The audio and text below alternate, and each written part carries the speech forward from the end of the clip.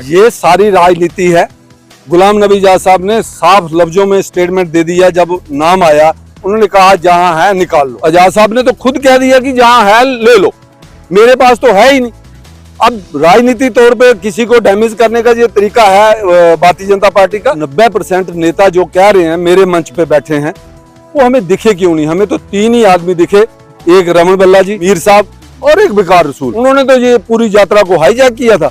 चौधरी लाल सिंह का क्या हुआ? देवराज शर्मा जी को मैंने कह दिया कि जुगल किशोर ने रेवड़ियां बांटी हैं, वो रेवड़ियां आप ना पहले बांट सके, ना अब बांट सकते हो, ना आने वाले भविष्य में बांट सकते हो। इतिहास गवाह है जुगल किशोर एक डेवलपमेंट पसंद आदमी है और जुगल किशोर ने जो डेवलपमेंट की है। 2 बार हारे, नहीं, ये जनता का फैसला है। इस हार जीत जाने का चांस है, कोई नहीं सकता। वो प्यार खत्म हो गया। नहीं, प्यार अपनी जगह है, सियासत अपनी जगह है। जब सियासत में किसी को सम्मान ना मिले उस जगह पे बैठ के भी क्या करना। मौसम ठंडा है लेकिन राजनीति जो है वो गर्म है। पिछले दिनों पूर्व विधायक बलदेवराज शर्मा जी ने डेमोक्रेटिक आजाद पार्टी के नेता पूर्व मंत्री रहे जुगल किशोर शर्मा जी पर भी बयान दिया था और ये कहा था कि उनकी सरकारों में रेवड़ियां बांटी गई। और इसके साथ ही एक खबर ये भी निकलकर सामने आई कि डेमोक्रेटिक आजाद पार्टी के मुखिया गुलाम नबी आजाद और उनके परिवार के सदस्यों के नाम भी कुछ लैंड हुई है। हमारे साथ इस समय डेमोक्रेटिक आजाद पार्टी के डिस्ट्रिक्ट रियासी के अर्बन प्रेसिडेंट बिशन मगोत्रा जी है। 2 सवाल जो कि मैंने इंट्रोडक्शन में कहे उस पर आप क्या कहेंगे? पूर्व विधायक भारतीय जनता पार्टी के शर्मा साहब ने जो जुगल जी के ऊपर टिप्पणी की है, उन्होंने कहा कि रेवड़ियां बांटी। मैं उनका धन्यवाद करता हूं, उन्होंने रेवड़ियां बांटने के लिए कहा। जुगल जी ने रेवड़ियां बांटी, इसमें कोई दो राय नहीं है, क्योंकि वो रियासी के विधायक रहे, उसके बाद मंत्री बने और मंत्री बनने के बाद उन्होंने रेवड़ियां जम के बांटी हैं। क्योंकि रियासी को आम गरीब लोगों को बांटते तो सही था, लेकिन मैं बता रहा हूं आपको, आम लोगों को ही रेवड़ियां बांटी हैं, क्योंकि रियासी को डिस्ट्रिक्ट का दर्जा दिया और जो मोहर से चल के ऊंदपुर जाता था उसको 3 दिन लगते थे, रेवड़ियां बांटी हैं। जो रनसू से पांबला से चलकर ऊंदपुर जाता था, रेवड़ियां बांटी हैं, क्योंकि रियासी को डिस्ट्रिक्ट का दर्जा दिया। उसके बाद हम जिस पार्क में खड़े हैं वो यहाँ कितनी गंदगी होती थी, अंचित जी आप भी जानते हैं और मैं भी जानता हूँ। इसको इतना सुंदर इसका पार्क बनाया और आज की डेट में यहाँ लोग सैर भी करते हैं, व्यायाम योग भी करते हैं और योगा भी करते हैं, सब कुछ करते हैं।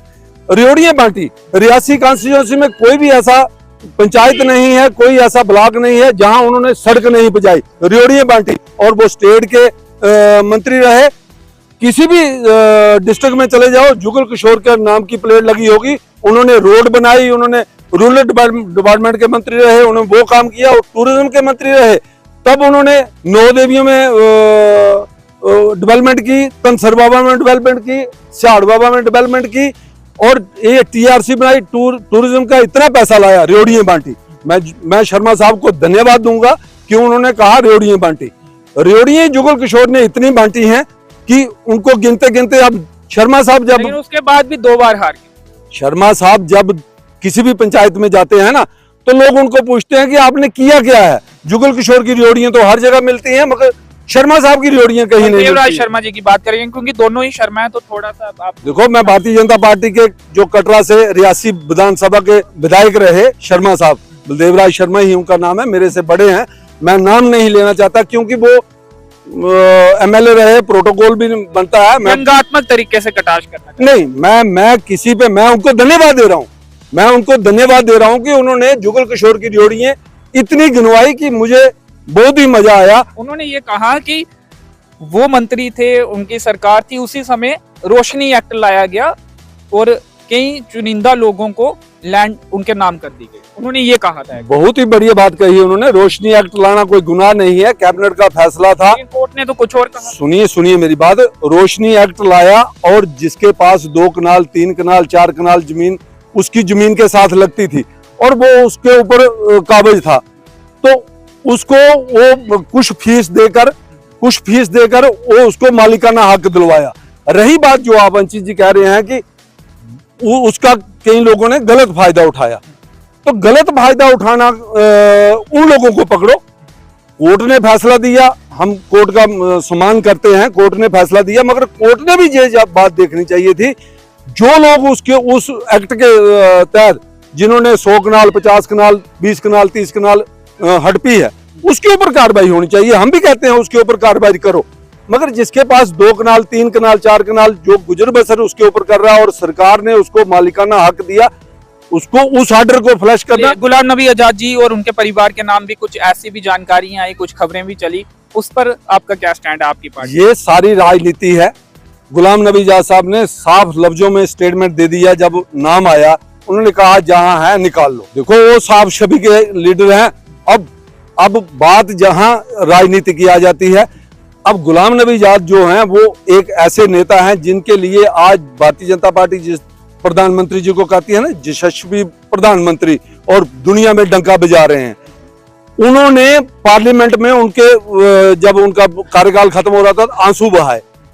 अगर वो आंसू बहा सकते हैं तो अगर उधर उनकी अगर इतनी अच्छी छवि है, इतना अच्छा उन्होंने 2.5 साल का कार्यकाल जो अपना दिया है, उसके ऊपर प्रधानमंत्री इतनी शाबाशी देते हैं, तो फिर ये राजनीति बातें हैं। तो फायदा ले रहे हैं आप? नहीं, को गिना कर मैं फायदा नहीं ले रहा हूँ। ये मीडिया में चला है, नेशनल मीडिया में चला है, आपके पोर्टलों में भी चला है। और जब वो प्रधानमंत्री उनको ये कह रहे हैं कि गुलाम नबी जैसा आदमी ही कोई नहीं है, वो साफ छवि के आदमी है, अपने कार्यकाल में उन्होंने पुरस्कार भी दिया है, इसी गवर्नमेंट ने दिया है, तो फिर इसी गवर्नमेंट का प्रशासन जो कि सरकार के अंतर्गत ही कार्य करता है, एलजी प्रशासन, अगर वही कह रहे हैं कि लैंड है उनके नाम की, तब आप यकीन नहीं कर रहे हैं। लेकिन जब उसी सरकार के लोग अवार्ड देते हैं, रिवार्ड देते हैं, तारीफ करते हैं, आंसू बहाते हैं, तो वो आप गिनाते हो? नहीं, मैं वही कह रहा हूँ। आजाद साहब ने तो खुद कह दिया कि जहां है ले लो, मेरे पास तो है ही नहीं। अब राजनीति तौर पे किसी को डैमेज करने का ये तरीका है भारतीय जनता पार्टी का, इनका ये तरीका है। राहुल गांधी जी का ये कहना था प्रेस कॉन्फ्रेंस के दौरान, जब उन्हें पूछा गया कि डेमोक्रेटिक आजाद पार्टी के नेताओं को या गुलाम नबी आजाद जी को क्यों इनवाइट नहीं किया गया, तो उन्होंने कहा कि उनके 90% नेता तो हमारे साथ हैं, उस तरफ से सिर्फ गुलाम नबी आजाद।